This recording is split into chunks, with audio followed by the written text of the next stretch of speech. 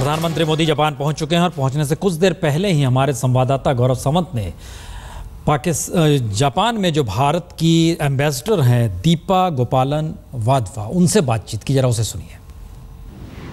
अब से कुछ ही घंटों में प्रधानमंत्री नरेंद्र मोदी जापान में क्योटो पहुंचने वाले हैं और इस समय क्योटो स्टेशन पर ही हमारे साथ है जापान में भारत की राजदूत दीपा गोपालन वाधवा।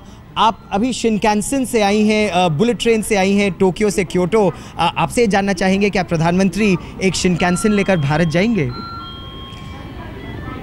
जैसे आपको मालूम है कि हाई स्पीड ट्रेन्स के बारे में हम ज़रूर जापान से बात कर रहे हैं। एक जॉइंट वर्किंग ग्रुप सेटअप है, तो हर पॉसिबिलिटी देखेंगे। लेकिन जैसे आप ही देख रहे हैं, ये शिनकानसेन जो है अभी 50 साल पुराना है and it has got a wonderful unblemished record.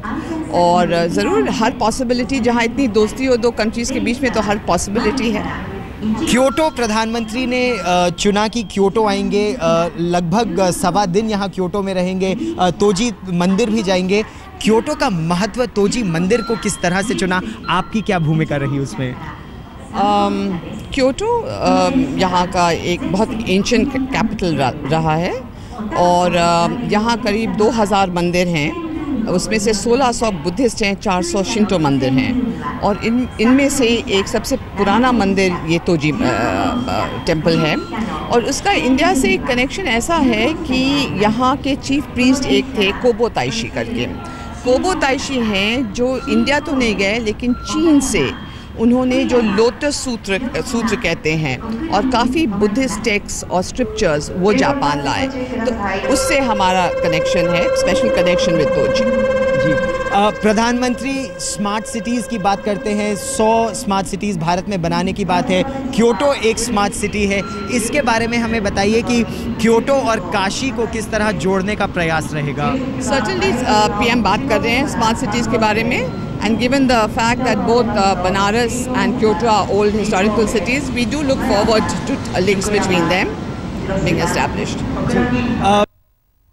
Banaras से जोड़ने का जिक्र भी चल गया। एक आखिरी कमेंट आपसे चाहेंगे कि इस मुलाकात के बाद जो भी समझौते होने वाले हैं या होंगे, जिसको लेकर हम लोग आशान्वित हैं, क्या इसके बाद एक अंतर्राष्ट्रीय नीति भी भारत की साफ होगी, जो लगातार नए तरीके से नरेंद्र मोदी ने सार्क देशों को इनवाइट करना, हुर्रियत के मिलने पर पाकिस्तान को रोक देना, ये सारी चीज़ें लगातार एक जो बहस के हिस्से में वो भी कुछ साफ होगी?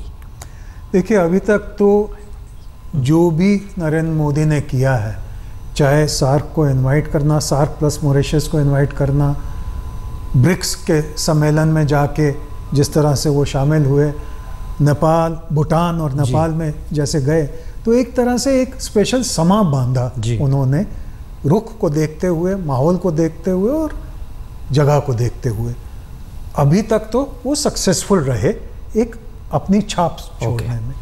ये जो है एक नई तरह का माहौल है जापान में। शिल्का जी, आपको क्या लगता है? मुझे ये लगता है कि इस यात्रा के बाद भारत और जापान के बीच में टेक्नोलॉजी के क्षेत्र में जितना ज़्यादा हो सके उतनी ज़्यादा सक्सेसफुल होगी। बिकॉज जापान के पास कुछ टेक्नोलॉजीज़ हैं, जैसे रोबोटिक्स है, इंफॉर्मेशन टेक्नोलॉजी के जापान के काम बहुत आगे हैं और भारत को इस दिशा में आगे बढ़ना है। तो जापान के साथ अगर हम लोग इस तरफ मूव करेंगे और ये जो बड़े लोग गए हैं इनको भी इन सब चीज़ों में इंटरेस्ट है, तो ये बड़ा एक स्टेप। चलिए, अभी तो 4 दिन बचे हुए, इंतजार हम लोग करें, मिलते रहेंगे।